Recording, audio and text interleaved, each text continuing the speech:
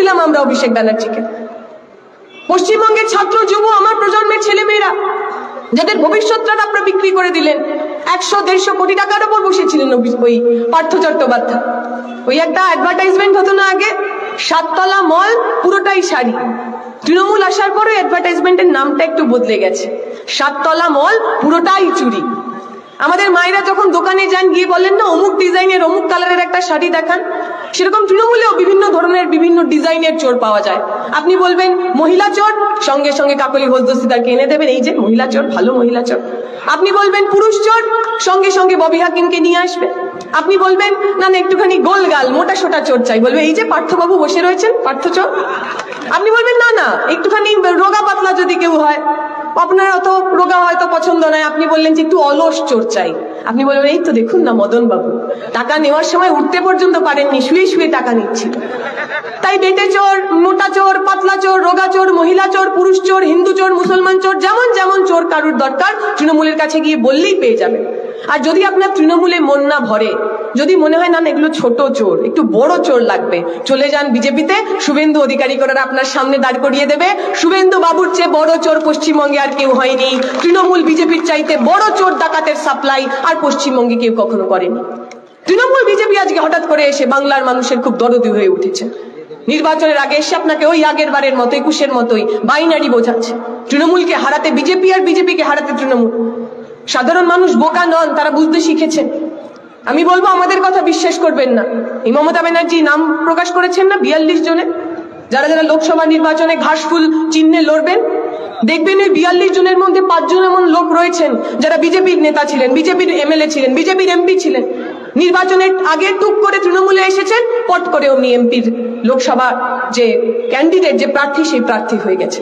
অনেকে আবার প্রশ্ন করছেন যে আচ্ছা বিজেপি তো অর্ধেক সিটের আর কি প্রার্থী ঘোষণা করলো, বাকি সিটগুলো করলো না কেন? মমতা ব্যানার্জি তো 40টা সিট করে দিয়েছে। আমরা বললাম আপনি এখন আর বুঝতে পারেননি, তো আগে থেকেই কথা হয়েছে। যে যে লোকগুলো তৃণমূলের ওই 41 জনের নামে পেল না, যে যে লোকগুলো তৃণমূলের টিকিট পেল না, আগের বার এর পরের বার যখন বিজেপি ওই বাকি 20 জনের নাম ঘোষণা করবেন, দেখবেন বিজেপির সমস্ত প্রার্থীদের মধ্যে ওই তৃণমূলের টিকিট না পাওয়া লোকগুলো 1 নম্বরে দাঁড়িয়ে আছেন। যারা যারা তৃণমূলের টিকিট পাননি সবাই চলে গেছে এখন বিজেপির অফিসের কাছে, ধর্ণা দিয়ে বসে আছে যে আমি টিকিট পাইনি, তৃণমূল ছেড়ে দিলাম, এবার আমি বিজেপি করবো, আমাকে একটা টিকিট দিয়ে দাও। দেখেছেন তো আপনারা, ওনাদের এমএলএ ছিলেন, বহু পুরনো এমএলএ, ছোকরা নয় যে 2 দিন আগে এসছে হঠাৎ করে তৃণমূল থেকে বিজেপিতে চলে গেছেন, বহু পুরনো এমএলএ। তিনি বললেন আমি দলে থেকে আর কাজ করতে পারছি না। কেন কাজ করতে পারছি না? কারণ আমার দল নাকি বিজেপির সঙ্গে সেটিং করছে। দল বিজেপির সাথে সেটিং করছে বলে আমি बीजेपी चले गया। अजीब चीज है ये तृणमूल, जितना भी कोशिश करो इनके अंदर से बीजेपी के लिए जो प्यार है वो छुपता ही नहीं। এরা মুখে বলবে অনেক বড় বড় কথা বিজেপির বিরুদ্ধে, নানা ধরনের কথা বলবে, কিন্তু যেই সুযোগ পাবে, যেই একটুখানি ওই ইডি সিবিআই এদের একটু গলা চেপে ধরবে, সুরসুর করে ওরা চলে যাবে। তৃণমূল এসে আপনার কাছে এসে বলবে যদি বিজেপিকে হারাতে হয়, যদি সাম্প্রদায়িক শক্তিকে হারাতে হয়, তাহলে তৃণমূলকে ভোট করুন। আচ্ছা, ওই আসানসোলের মানুষ ভোট দিয়েছিলেন তো, ভোট দিয়েছিলেন বাবুল সুপ্রিয়কে, বিজেপির এমপি ছিলেন উনি। মনে আছে তো আপনাদের ওই আসানসোলে যখন দাঙ্গা হলো? ওই আসানসোলে যখন দাঙ্গা হলো, বাবুল সুপ্রিয়র নেতৃত্বে যখন হিন্দু মানুষ মুসলমান মানুষ একে অপরের রক্ত নিয়ে হোলি খেলা করলেন, যখন ওই ক্লাস 10-এ পড়া ছেলেটা ওকে যখন খুন করলো, আর ইমাম সাহেবের কাছে এসে বলেছিল মানুষ যে ওই ছেলের যখন খুন হয়েছে যতক্ষণ না পর্যন্ত বদলা নেব ততক্ষণ আমরা বসবো না। কি বলেছিলেন ইমাম সাহেব? ইমাম সাহেব বলেছিলেন আমি আমার ছেলে হারা হয়েছি, পুত্র শোক কি আমি জানি, একজন পুত্র হারা বাবার কি যন্ত্রণা হয় আমি জানি, আমি চাই না আর কারুর কোল খালি হোক, একটা মানুষের গায়ে আঁচ লাগবে না। ওই বাবুল সুপ্রিয়, যে বাবুল সুপ্রিয়র গায়ে ওই ইমাম শহীদের ওই রক্ত লেগে আছে, লাল রক্ত লেগে আছে ওর হাতে, ওই বাবুল সুপ্রিয় যিনি আসানসোলে দাঙ্গা করলেন, জানি না মমতা ব্যানার্জি কি এমন ঝালমুড়ি খাওয়ালেন, কদিন পর দেখলাম উনি তৃণমূলের মন্ত্রী পর্যন্ত হয়ে গেলেন। তাহলে যে বাবুল সুপ্রিয় বিজেপিতে গিয়ে দাঙ্গা করায়, সেই বাবুল সুপ্রিয় তৃণমূলে এসে দাঙ্গা আটকাবে? হতে পারে? জীবনে কোনোদিনও হয়েছে? যে বাবুল সুপ্রিয় আসানসোলের বুকে, পশ্চিম বর্ধমানের বুকে হিন্দু মানুষ মুসলমান মানুষকে একে অপরের মধ্যে লড়িয়ে দিলেন, ভিড়িয়ে দিলেন, সেই মানুষ তৃণমূলে এসে সাম্প্রদায়িক সম্প্রীতি রক্ষা করবে? হতে পারে? জীবনে কোনোদিনও কখনো হয়েছে? মমতা ব্যানার্জি ভেগ ধরছেন, প্রতিবার নির্বাচনের আগে এসে উনি ভেগ ধরেন সাম্প্রদায়িক শক্তিকে রুখতে নাকি মমতা ব্যানার্জিকে ভোট দিতে হবে। প্রতিবার নির্বাচনের আগে এসে উনি মুসলমানদের মসিয়া হন। দেখবেন এই 12 তারিখ থেকে রোজা মাস শুরু হচ্ছে, মমতা ব্যানার্জি রোজা রাখেন না, উপোস করেন না, দিনের বেলা গান্ডে পিন্ডে খান, সন্ধ্যাবেলায় মাথায় সাদা কাপড় দিয়ে ওই রেড রোডে চলে যান, ইনশাআল্লাহ সুবহানাল্লাহ চোখ বন্ধ করে। কি বলেন? ও নিজেও জানে না, উল্টো দিকের লোকও জানে না, কোরআনের একটা আয়াত কিচ্ছু পর্যন্ত পড়েনি, অথচ নাটকটা পুরো করতে হবে। কেন? কারণ ওর মনে হয় এই নাটক করলে বোধহয় মুসলিম সম্প্রদায়ের মানুষ তৃণমূলকে ভোট দেবে। আপনি ভেবে দেখুন তো, যখন পশ্চিমবঙ্গের মুখ্যমন্ত্রীর নাম ছিল বুদ্ধদেব ভট্টাচার্য বা জ্যোতিবাবু, দেখেছেন কখনো মাথায় সাদা ফেজ টুপি পরে কোথাও গিয়ে উনি নামাজ আদা করছেন? করেননি। মুখ্যমন্ত্রী প্রধানমন্ত্রীর কাজ এটা নয়। আপনার ধর্ম আপনি পালন করবেন, তা নিয়ে কোনো প্রশ্ন নেই, কিন্তু ভোটের জন্য, রাজনৈতিক জন্য ওই ধর্মের ভেগ ধরা, এই কাজ প্রধানমন্ত্রী মুখ্যমন্ত্রীর নয়। প্রধানমন্ত্রী মুখ্যমন্ত্রীর কাজ রাজ্যের নাগরিককে বাঁচানো, রাজ্যের নাগরিককে নিরাপত্তা দেওয়া। 1992 সালে যখন বাবরি মসজিদ ভাঙা হলো, সারা দেশ জুড়ে যখন দাঙ্গার আগুন জ্বলছিল, আপনার পশ্চিমবঙ্গে একটা মানুষের গায়ে আঁচ লাগেনি। 2002 সালে গুজরাটে দাঙ্গা হয়েছে, ট্রেনের পর ট্রেন মানুষকে পুড়িয়ে দেওয়া হয়েছে। গর্ভবতীর মার পেট থেকে ত্রিশূলের ওপর ওই শিশু নিয়ে আমরা নাচ দেখেছি। সারা দেশ জুড়ে যখন দাঙ্গা হচ্ছিল, আপনার পশ্চিমবঙ্গের বুকে হিন্দু হন মুসলমান হন একটা মানুষের গায়ে আঁচ লাগেনি। কেন জানেন? কারণ আমার রাজ্যের মুখ্যমন্ত্রীর নাম ছিল বুদ্ধদেব ভট্টাচার্য, আমার রাজ্যের মুখ্যমন্ত্রীর নাম ছিল জ্যোতিবাবু, যারা মাইকে দাঁড়িয়ে বলতে পারতেন এটা পশ্চিমবঙ্গ, এখানে দাঙ্গা করতে আসলে মাথা ভেঙে গুড়িয়ে দেওয়া হবে, কোনো হিন্দু মুসলমান দেখা হবে না। মুখ্যমন্ত্রীর কাজ ওইটা।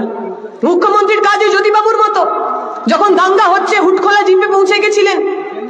রাজ্যের মুখ্যমন্ত্রী দাঙ্গা কবলিত এলাকায় গেছেন, দাঙ্গা কবলিত এলাকায় গিয়ে ওই হুটখোলা জিপের ওপর দাঁড়িয়ে বলেছিলেন যে আমি শুট অ্যাট সাইটের অর্ডার দিলাম, কেউ যদি দাঙ্গা করতে আসে মাথা লক্ষ্য করে গুলি করবে। এইটা হলো সরকারের কাজ। আজকে মমতা ব্যানার্জি বড় বড় কথা বলবেন, কখনো মুসলিমদের কথা বলবেন, কখনো মা বোনেদের কথা বলবেন, অথচ সেই মুসলিম পরিবারের ছেলেটা মেয়েটা মাদ্রাসা কমিশন পরীক্ষায় পাশ করার পর যদি রাস্তায় নেমে জিজ্ঞেস করে দিদি আমার চাকরিটা হলো না কেন, তাকে লাঠির বাড়ি ওই মমতা ব্যানার্জি মারবে। মমতা ব্যানার্জি বলবেন আমরা লক্ষ্মীর ভান্ডার করেছি, মা বোনেদের হাতে 500 টাকা দিয়েছি। আচ্ছা, সন্দেশখালীর মায়েরা তারা লক্ষ্মীর ভান্ডার পাননি? সন্দেশখালীর যে মা বোনেদের সঙ্গে দিনের পর দিন মমতা ব্যানার্জির শাহজাহান উত্তম শিবুরা গণধর্ষণ করলো, তারা লক্ষ্মীর ভান্ডার পাননি? অনেকে বলছেন এখানে কমরেডরা যে আজকে যারা ব্রিগেডে গেছে, আগের বার ওরা ডিম ভাত খেতে গেছিল, এখন নাকি ডিম ভাতটা পুরনো হয়ে গেছে, এখন আর ডিম ভাত খেতে যাচ্ছে না, তৃণমূলের লোকজন ব্রিগেডে নাকি পিঠে খেতে যাচ্ছে। ব্রিগেডে ওরা পিঠে খেতে যাচ্ছে। সন্দেশখালীর মা বোনেদের রাত্রিবেলা 1টার সময় পিঠে বানানোর জন্য নাকি ডাকা হতো। আপনারা দেখেছেন তো ছবি, ওই মা বোনেরা বটি নিয়ে লাঠি নিয়ে রাস্তায় নেমেছে। তাই তৃণমূল বিজেপির যে লোকেরা ভাবছে যে মাথার ওপর যদি সরকার থাকে, মাথার ওপর যদি পুলিশ থাকে, তাহলে যা খুশি করা যায়, আপনারা জেনে রাখবেন আপনাদের পুলিশের লাঠি, আপনাদের জেল, এই সমস্ত কিছুর ওপরেও একটা বিচার রয়েছে, সাধারণ মানুষের বিচার। জনতা যখন লাঠি নিয়ে বটি নিয়ে রাস্তায় নামে, তখন মাথার ওপর সরকার থাকলেও কেউ পার পায় না। যেমন করে উত্তম শিবুর শাহজাহানদের ওই ভেড়ি জ্বালিয়ে দিয়েছে, বাড়ি জ্বালিয়ে দিয়েছে সাধারণ মা বোনেরা, পাড়ার তৃণমূল বিজেপি নেতারা তৈরি হন। যারা যারা অন্যায় করেছেন প্রত্যেকের সঙ্গে সন্দেশখালী মডেল হবে, আমার মা বোনেরা পথ দেখাবেন, আমরা তাদের পিছনে দাঁড়াবো। পশ্চিমবঙ্গের তৃণমূল বিজেপি তৈরি হোক, পশ্চিমবঙ্গের তৃণমূল বিজেপি তৈরি হোক। বিজেপির সরকার, আরএসএস বিজেপি প্রতিদিন আপনার মাথায় নতুন করে ধর্মের বিষ ঢুকিয়ে দিচ্ছে। তারা বলছেন আপনি যদি হিন্দু ধর্মাবলম্বী হন, আপনি যদি হিন্দু হন, তাহলে নাকি বিজেপিকে ভোট করতে হবে। हिंदू खतरे में है, इसलिए अगर हिंदुओं को बचना है तो बीजेपी को वोट करना है। मैं उनसे सवाल पूछना चाहती हूँ, पिछले 9.5 साल में इस देश के अंदर 1,40,000 কৃষক আত্মহত্যা করেছে, ফসলের দাম না পেয়ে আত্মহত্যা করেছে 1,40,000 মানুষ। নরেন্দ্র মোদী কথায় কথায় বলেন যে ভারত হলো হিন্দুদের দেশ। ভারতে যদি সংখ্যাগরিষ্ঠ হিন্দু হয়, যদি 70% মানুষ হিন্দু হন, তাহলে 1,40,000 যে কৃষক যারা ওই কীটনাশক খেয়ে আত্মহত্যা করলো, তাদের মধ্যে 80,000 লোক তো হিন্দু। দেখেছেন কখনো আরএসএস বিজেপির লোককে ওই হিন্দু মরে যাওয়া কৃষকগুলো সম্পর্কে একটা শব্দ কথা বলতে? আপনার বাড়িতে যারা রাম মন্দির উদ্বোধনের দিন ওই চাল দিতে এসেছিল, বলেছেন নাকি তারা ওই 80,000 মরে যাওয়া কৃষকের কথা বলেছেন? তারা কেন আত্মহত্যা করলো? ওরা কিসের দুঃখ যন্ত্রণা ছিল এত ওদের? কৃষি ঋণ নিয়েছিল সরকারের কাছ থেকে 5,000, 10,000, 20,000, ম্যাক্সিমাম 1 লাখ। কেন নিতে হয়েছিল কৃষি ঋণ? সারের ভর্তুকি কেন্দ্রের সরকার তুলে দিয়েছে, সারের যা দাম বেড়ে গেছে, পকেটের টাকা দিয়ে আর সার কেনা যায় না, কৃষি ঋণ নিতে হয়। বীজের টাকা, কীটনাশকের টাকা, যা যা ভর্তুকি আগে কেন্দ্রের সরকার দিত, সব ভর্তুকি ওরা তুলে নিয়েছে। যা দাম বেড়ে গেছে, নিজের পয়সায় আর চাষ করা যায় না, কৃষি ঋণ নিতে হয়। কৃষকরা বলেছিলেন আমাদের এই কৃষি ঋণ মুকুব করে দিন। 1 লাখ, 2 লাখ, 3 লাখ, 4 লাখ। আপনি তো দেশের সরকার, আপনি তো আমাদের ভোটে আমাদের ট্যাক্সের টাকা ওই নীল লাল বাতি গাড়ি চলেন। আমাদের একটু যদি এই কৃষি ঋণগুলো মুকুব করে দেন তাহলে আমরা বেঁচে পড়তে যাই। নরেন্দ্র মোদী সরকার ওই কৃষি ঋণ মুকুব করেননি, তার বদলে কি করেছেন জানেন? 150 কোটি টাকার কর্পোরেট ঋণ নিয়েছিল, 150 কোটি টাকা। আমি আর আপনি স্বল্প সঞ্চয়ের যে ব্যাংকে টাকা জমাই, SBI তে যে টাকা জমাই, আমাদের ব্যাংকের টাকা থেকে 150 কোটি টাকা আম্বানি আদানি পুঁজিপতিদের দিয়েছিল নরেন্দ্র মোদী।